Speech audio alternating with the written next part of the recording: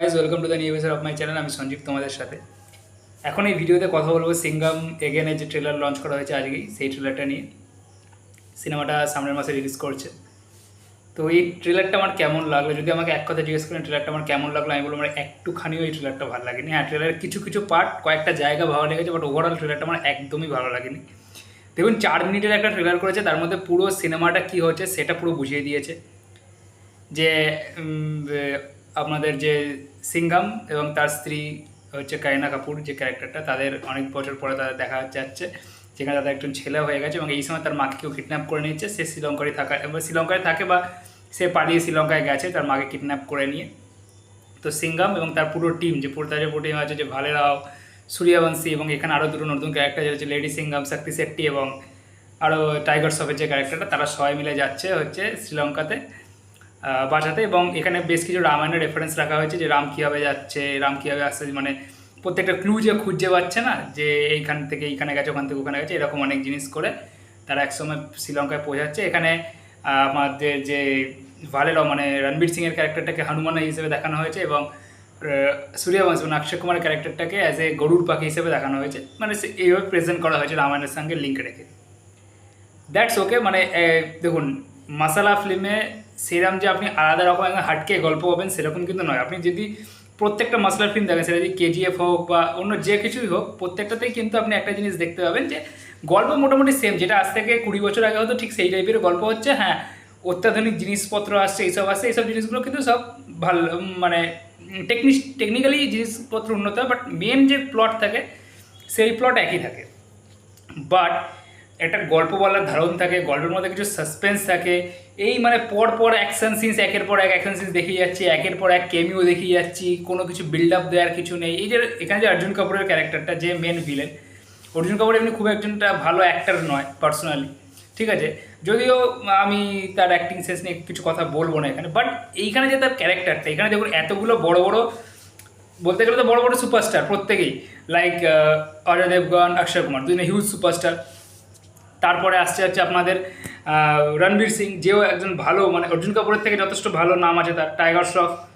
তারপরে আপনার দীপিকা পাডুকন, কারিনা কাপুর, ঠিক আছে। এদের অপোজিটে এরা সবাই মিলে যখন যাচ্ছে একটাতে একটা ভিলেনকে ধরতে, সেই ভিলেনকে একটা দমদার ভিলেন হওয়া উচিত ছিল। মানে দেখুন, আমি জানি যে এখানে এটা একটা সিনেমা, এখানে ক্যারেক্টারটাকে, যে ক্যারেক্টারটা সেটাকে ভয়ঙ্কর দেখানো, কিন্তু তা সত্ত্বেও নামের একটা প্রেজেন্ট থাকে। এখানে যদি এই জায়গাতেই যদি আপনার একটা নাম দেওয়া হতো সানেদা, বা জ্যাকি শ্রফের যে ক্যারেক্টারটা আছে সেই ক্যারেক্টারটাই, বা অন্য কোনো এরকম টাইপের যদি ক্যারেক্টার থাকতো, যারা যেগুলো নাম ভারী, বা সাউথের বিজয় সেতুপতি, ঠিক আছে, এই টাইপের যদি কেউ থাকতো, তাহলে দেখতেন জিনিসটা আমাদের ভাবতেই ভালো লাগে। অর্জুন কাপুর, ঠিক আছে, প্লাস তার ক্যারেক্টারটাকে এখানে কোনো ভালোভাবে বিল্ড আপই দেওয়া হয়নি। জাস্ট জ্যাকি শ্রফ বলছে জিসে উসে তু কোই মামুলি গুন্ডা মত সমাজ না, বলে তার ক্যারেক্টারটাকে দিয়েছে, একে ওকে ওকে কাটছে, একটা পুলিশের সামনে গিয়ে ওটা নিয়ে চলে যাচ্ছে। এবার আমি পার্সোনালি বলছি না যে তার অ্যাক্টিংটা খারাপ হয়েছে, অ্যাক্টিংটা কিন্তু আমার ভালোই লাগলো, খারাপ লাগেনি। বাট এই ক্যারেক্টারটাকে যদি একটু বিল্ড আপ দিয়ে বানাতো, তাহলে আমার মনে হতো আরও বেটার হতো।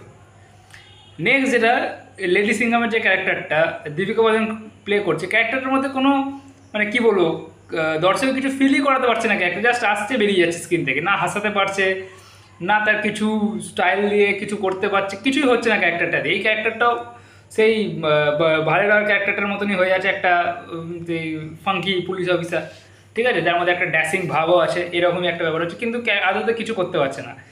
টাইগার শ্রফকে কোনো ডায়লগ দেয়নি, বাট টাইগার শ্রফের প্রেজেন্টটা, মানে আমি কি বলবো, যে জাস্ট ওর মায়ের মুখ দিয়ে একটা বলে দিল যে লক্ষ্মণকে স্যার উনকে সাথ জানা চাতে। এর আগে কিন্তু এত যে সিঙ্গাম হয়েছে, সিঙ্গাম এখানে হয়েছে, সূর্যবংশী হয়েছে, এগুলোতে কিন্তু এই ক্যারেক্টারটার কোনো বিল্ড আপ দেওয়া হয়নি, বা কোনো হিন্স ছেড়ে দেওয়া হয়নি যে এরকম একটা ক্যারেক্টার আসতে পারে। হঠাৎ করে দেখানো হলো একে ও রাম মনে করে, তার সঙ্গে সব জায়গায় যেতে চায় বলে সে অ্যাড হয়ে গেল।